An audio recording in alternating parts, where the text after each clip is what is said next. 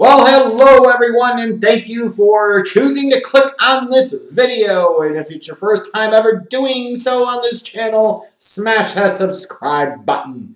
You'll either really like some of the content on here, or you will get some sense of satisfaction and fulfillment from the things that I say that you don't like, that you can then lash out at me with your flaming keyboard fingers of fire. It's time to do a Q&A video, and actually, because of the number of questions that I got, I'm going to break this up into two parts. So this is part one. Part two will follow up a few hours later for those of you that are just dying for that second piece. You're saying, I didn't get my question answered in the first part. Maybe it's in the second part. It very well could be. So let's go ahead and get started. Master Havoc kicks this off. And remember, there's a combination of sports, politics, and life Q&A. So it's all of that. So don't get your panties in a bunch. Master Havoc. Thoughts on Trump's behavior after the elections? Does it make it enough to consider him the worst president in U.S. history? Let's deal with the second one first. In no way, shape, or form is Donald Trump the worst president in American history. Like, you could totally despise him and what he represents, like I do, and also not have your head so far up your ass to think that in his short 4 years, where frankly he didn't do a lot one way or another to even really be measured. Maybe you measure more on the in action on certain things for sure. But like when you're thinking of worst U.S. presidents ever, the bar is set with Woodrow Wilson for 2 terms or James Buchanan for 1. And if we want to go modern history, like in our lifetimes, George W. Bush was infinitely worse than Donald J. Trump. Period. Thoughts on his behavior? Are you surprised? I guess the biggest thing that I don't understand is a lot of the folks that, you know, have bought into the cult of personality of Trump tend to believe in, like, the conspiracy and so forth. Like, the conspiracy has been laid out for months. Like, he was trying to undercut, his administration was trying to undercut the Postal Service, and then they were trying to undercut the integrity of mail-in ballots and absentee ballots. But absentee is okay because Trump doesn't, but even not. Just, you can see this playing out. Like, you expected Trump, anybody expected Trump to take it like a mature, grown-ass man? No, he's going to be the petulant brat he always has been. It's just typical of him. And you're going to have people in the comments of this video saying, Biden cheated, which would be perfectly suited for the Democrats. They cheated so much to the effect of what should have been a massive blue wave election. They barely beat Trump. And even if you want to say, well, 6 million popular votes and 306 to 232 in the Electoral College, that's a barely win by comparison. And these dumb dicks didn't even pick up seats in the House, and they barely picked up seats in the Senate. Like, that's nothing to celebrate. Peter Jedra, your stance against trading for a QB is very well documented, but do you think there was a team that you could justify to trade for Darnold if the price is not too high? San Francisco 49ers certainly could be a possibility. They might make some sense, especially if you're bringing them in to work with Kyle Shanahan. I think that's one notable exception, even though then I would kind of say, is it better for them to draft? But maybe their thought is better, more consistent quarterback play.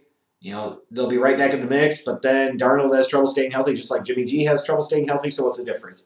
Dave, people keep saying that KD would average 40-plus in the 90s, which is kind of dumb, but in your opinion, who would average more, Jordan in today's era or KD in the 90s? Jordan in today's era, that's not even close. You're telling me you wouldn't have big men clogging the lane like legit maulers down low, legit shot blockers, legit defenders down low. You don't have that in today's game by and large. You certainly did on almost every damn team back in the day. So the lanes would be more open for Jordan. You're also saying that you can't hand check, which is something they could do during Jordan's time. Jordan's averaging more, period. KD would have trouble adjusting. He'd get tossed around like a rag freaking doll. Like LeBron going back in time, I would have full confidence that in the 80s or 90s, statistically, he would be a similar type of player. KD? No, I don't have that confidence. Christian Mingle. Hey, Schleg Daddy, I just want to say thanks for being a mentor and a role model to me. You've really helped me at times when I've had doubts about myself. Thank you, sir. How is summer doing, and how are you doing? I hope you're doing okay with your midlife crisis. I am not a role model, nor am I necessarily a successful mentor, except for the fact of if I can help you, Christian Mingle, to learn from the stupidity of the things that I've done and dumb mistakes that I've made, and that way you can choose to not incorporate those decisions and those mistakes in your life and make a better life for yourself, then I have served a greater purpose than myself, and that I find cool. Summer's doing okay. We've got an appointment in a couple of weeks to go to an oncologist to see. Came back. It was a grade 2 mammary carcinoma, which means it was malignant, like right under belly. It was about the size of a lime. Like it was a big ass lump, and it developed very quickly. Everything with her right now seems to be good. We'll see when we go into the appointment in a couple of weeks what they say in terms of if the cancer was anywhere else in their body. Initial results based off of blood work, based off of x-rays, based off of scan of the immediate area where the actual surgery was performed, indicates there was no spread, but, you know, that could have gotten her lymph nodes, who knows. So fingers crossed there. How am I doing? Getting by and surviving, frankly. As far as how the midlife crisis is going, we'll see. I turned 40 in March, and willing that I actually get there. I feel confident, though, that I'll make some big things happen in the next year. Thank you. Football icon, do you think it's time to see the Bears' third-string quarterback get an opportunity as a starter, seeing how both Foles and Trubisky both haven't really shown that they're good starting quarterback options, let alone franchise-caliber starting quarterbacks? If anything, I'd rather them just start the third-string quarterback so that way they can ensure that they lose the rest of their damn games. They already screwed themselves up by winning those flukish games at the beginning of the year. Now they're sitting there at 5-5. You know what? If they go 8-8, like, who gives a crap? Or even if you say, oh, they're gonna sit there and go 9-7, and maybe they'll be the 7th team in the NFC in the playoffs. Like that's the measuring stick. So then you're gonna have Nagy and Pace get contract extensions, and it's a disaster. I'd like to see somebody else start just to ensure that they lose the rest of their games. Nate Sipple. Could be Seipel, but I think it's Sipple. I hope it is. Do you think the Bears should draft an O-line or a QB in the first round? And do you think they should trade Tariq Cohen, Robert Quinn, and A-Rob for picks? A-Rob, unless they're going to franchise tag him, which is certainly possible, but I don't know why they would do that. They should have already dealt him. Robert Quinn, nobody's going to want him. It was a bad signing. Tariq Cohen, why is anybody going to take on his contract? Another dumb signing. O-line or quarterback in the first round. I think it depends on where you're at in the draft. Depends on the talent that's available on the board. Depends on just how deep this quarterback class ultimately is. Obviously, QB is the number 4 need for this organization. Because I have to exclude owners. You can't just change the owners willy-nilly. A legit team president that actually knows football operations is need number 1. Then a legit, credible, knows what the hell he's doing general manager is 2. A legit head coach that actually knows what the hell he's doing is number 3. Franchise quarterback, young franchise quarterback is number 4. Those are the needs the way I see it. Mike Schmidt, do you think it would be too quick to fire Mike McCarthy? And if so, who do you think they should hire? No, I don't think it is. Like, sometimes you find out a mistake happened and you made a mistake, the best thing you can do is move on as quickly as possible. Why delay the inevitable of what you already see? You see major red flags already, he got to go, go, go. I find it somewhat unlikely at this moment just because there's still a chance that they could potentially win the division, although I doubt it. And there could be the excuse of, well, you didn't have Dak all year, so that's kind of unfair. And in some ways it is, but bottom line is that division's trash and they're not running away with it. Like, that's a reflection on the coaching staff. Period. Playoff bronze season. With the Bears not having a long-term option at quarterback, how do you think the Bears should address the position? Should they trade for Darnold? No! Acquire a veteran? No! Or maybe try their luck in the draft and maybe get somebody like a Kyle Trask, etc. Last option and only last option. Stop addressing the fucking quarterback position in Chicago with a bunch of retreads and has-beens and never-wases. Christian, Kenny Stills was just relief. Would it make sense to bring him in? No! For what? No. Samela Sulo. Who you got in the Mike Tyson versus Roy Jones Jr. fight? I don't care. I'm not watching it. I'm not paying attention to that farce. Keys 10. It could be Queez 10. I'm sorry. Thoughts on Michael Flynn being pardoned? Like, if you couldn't see this coming, I don't know what the hell you would. Like, if you think Michael Flynn was innocent or some type of hero, you also need your head examined.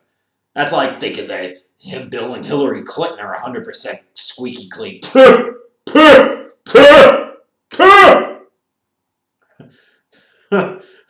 Michael Flynn's dirty, and you know it. Joseph Moran. Packers, Seahawks, Rams, Saints, Bucks. Name these teams as Super Bowl contenders from 1 to 5. Ooh. Ooh. Excuse me. Ooh. I'll go Seahawks 1, Bucks 2, Packers 3, Rams 4, Saints 5. And there's really no reason for it, frankly. And is Brian Flores the exception to the rule for the Bill Belichick head coaching tree? He's been there about a little over a season and a half. Let's see him do something in the playoffs. Let's see him win a Super Bowl before we say he's a true successful branch off of the Belichick coaching tree. I don't think that's unreasonable to ask. Michael Strickland, with Trubisky starting, do you think A-Rob will finally get a red zone target? They got to get into the red zone with Mitch first before we worry about that. But the good thing about Mitch is that son of a bitch knows how to put up some numbers in garbage time. Somewhat. So, yes, A-Rob will get at least 1, if not 2 targets if we want to get nuts here in the red zone come Sunday night. Johnny Thrust. I really enjoyed your old draft content. I know life is crazy and you're much busier now, but do you think you'll ever get back to your content for 2015-16 with all the scouting reports and mocks? Let me be clear. Like the past couple of years, it's been a massive disappointment to myself because I've made it that way. Because I haven't prioritized passion. I haven't prioritized doing those things that I really enjoy to do. I let work and other life factors really get in the way, and that is 100% totally my ass. And I refuse to let that happen for 2021. Let me be clear. I refuse to let that happen. I do not care. That stuff's coming back. Period. 2 years of diddly-daddling and half-assing it or not even assing it. Over! Can't even. Nope. Nope. Not this time. Not this, Jeffy. It's coming back. The Rain speaks great English. Since it looks like the Chargers found their franchise quarterback with Herbert, what should they do via the draft or free agency to aid in his further development? Continue to build up the offense around him. Start with the offensive line and bring in other weapons to play with him. That's what you do. You build up that offense around your stud young quarterback. So that way he can be the studliest stud that a Herbert possibly can be. Tweaky Orc asked us the last question for today's Q&A. Do you think the Jets would hire Bob and give him personnel power if they end up firing Gase? I say if, since it's the Jets, it wouldn't surprise me if they kept Gase, LOL. The only reason they're keeping Gase at this point is because they want that number 1 overall pick. Like, it's sick and sadistic, and I absolutely agree with it at this point.